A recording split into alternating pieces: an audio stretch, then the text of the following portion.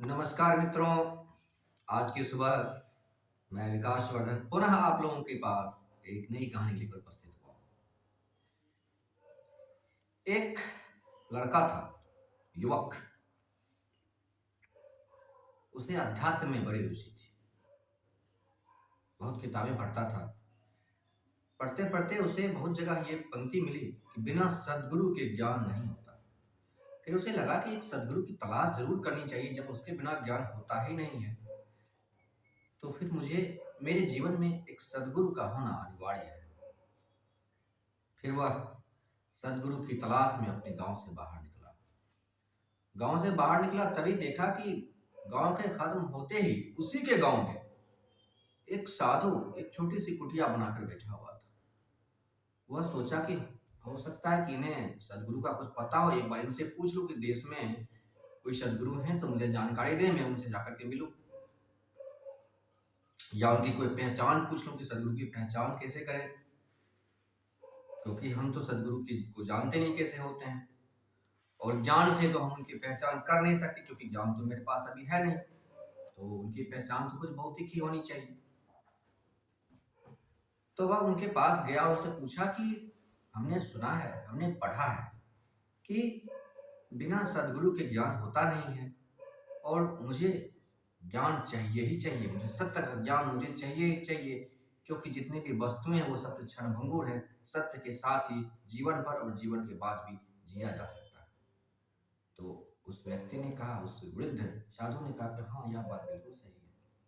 सत्य के साथ पूरा जीवन भी सुखमय है और मरने के बाद भी मोक्ष, दोनों बात एक साथ है। तो उन्होंने कहा कि उस युवक ने पूछा कि मैं सद्गुरु की पहचान कैसे करूंगा, मैं कैसे पहचानूंगा कि सद्गुरु कौन है। तब उन्होंने कहा कि ऐसा ऐसा चेहरा होगा, ऐसी उसकी चाल ढाल होगी, ऐसा बोलता होगा। जितनी भी चीजें थी उनके खुद के, वो उन्होंने उस युवक को बता दी। युवक चला गया। करीब 5 वर्षों तक वह पूरे देश में घूमता रहा कि वैसा व्यक्ति मिले। 5 वर्षों तक भटकता रहा, जंगल जंगल, पहाड़ों पहाड़ में, कि कोई वैसा व्यक्ति मिले, लेकिन वैसा व्यक्ति उसे नहीं मिला। निराश होकर वह वापस घर लौट रहा था। घर लौटा तो जैसे ही गांव की सीमा पर पहुंचा, उसे लगा कि क्यों ना हम उस साधु से जाकर बोले कि मैं तो पूरा देश घूम कर आ गया, मुझे तो जैसा आपने बताया उसे मिला नहीं। फिर वह पहुंचा उस साधु के पास। जैसे उस साधु के पास वह पहुंचा तो वह देखता क्या है कि जो पहचान, जो भौतिक पहचान साधु ने बतलाई थी कि ऐसे ऐसे सद्गुरु दिखते हैं, ऐसे होते हैं, यह तो वही व्यक्ति है। उस युवक की आंखें खुल गई। करे, यह तो वही व्यक्ति, भाई नाहक 5 वर्ष तक पूरे देश में घूमता रहा, पूरे देश में जंगलों में, पहाड़ों में, कंदरों में घूमता रहा और ऐसे व्यक्ति को ढूंढता रहा, उस व्यक्ति को जो मेरे गांव के किनारे में ही बैठा हुआ है, और उसी ने ऐसी पहचान बतलाई, खुद की पहचान बतलाई, और मैं देख ही ना पाया। तभी जाकर के उनके पास गया, उनको प्रणाम किया और पूछा कि मुझे तो बहुत बड़ी भूल हो गई, आपने तो अपनी ही पहचान बतलाई थी जैसा आपने कहा, और आपके जैसा तो पूरे देश में कहीं मिला ही नहीं मुझे। मैं पूरा देश घूमकर आ गया, 5 वर्ष मैंने समय बर्बाद किए। तब उस गुरु ने कहा कि बिल्कुल सही, मैंने तुम्हें जो भी पहचान बतलाई थी वो खुद की बतलाई थी, और एक व्यक्ति जैसा दूसरा व्यक्ति होता ही नहीं है, यह तुम भी जानते हो।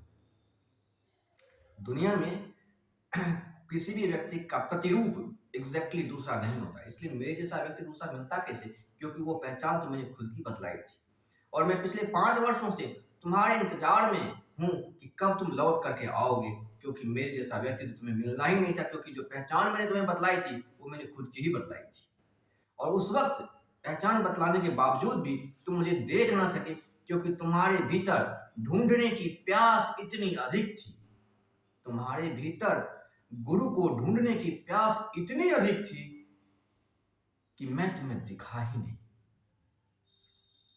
और मित्रों, यही बात होती है ईश्वर के साथ। हमें ईश्वर की ढूंढने की प्यास इतनी अधिक होती है कि ईश्वर होते तो पास में ही हैं, लेकिन उस प्यास के कारण हम बाहर भटकते रहते हैं। यही घटना ओशो के साथ भी हुई थी। उनके गुरु ने भी उन्हें भेजा था, कुंभ में भेजा, डिफरेंट डिफरेंट जो ज्योतिर्लिंग है वहां भेजा कि जाओ देखो वहां भगवान मिल जाएंगे। यहाँ नहीं मिले, अच्छा ठीक है वहां चले जाओ, वहां भगवान मिल जाएंगे। जब सब जगह से घूम करके आए, कहीं नहीं मिला, तब फिर उनके गुरु ने कहा कि मैं तो जानता था वहां भगवान नहीं। तो फिर ओशो ने पूछा कि क्यों, जब आपको पता था कि भगवान वहां नहीं है तो आपने मुझे क्यों भेजा? उन्होंने कहा कि मैं तुम्हारे प्यास को, तुम्हारे भीतर जो ढूंढने की ऊर्जा थी, उसे थकाने के लिए भेजा था। जब तक कि वो ऊर्जा चुक ना जाती है तब तक तुम्हें सत्य ना दिखेगा, ना गुरु दिखेंगे, ना गोविंद दिखेंगे। गुरु और गोविंद दोनों ही दिखते तभी हैं जब तुम्हारे खोजने की प्यास थकती है। इसके पहले न गुरु दिखते हैं और न गोविंद दिखते हैं। आशा करता हूँ मित्रों कहानी आपको बहुत पसंद आई होगी। कहानी पसंद आए तो चैनल को सब्सक्राइब करें, लाइक करें, अपने मित्रों के साथ शेयर करें। बहुत बहुत धन्यवाद।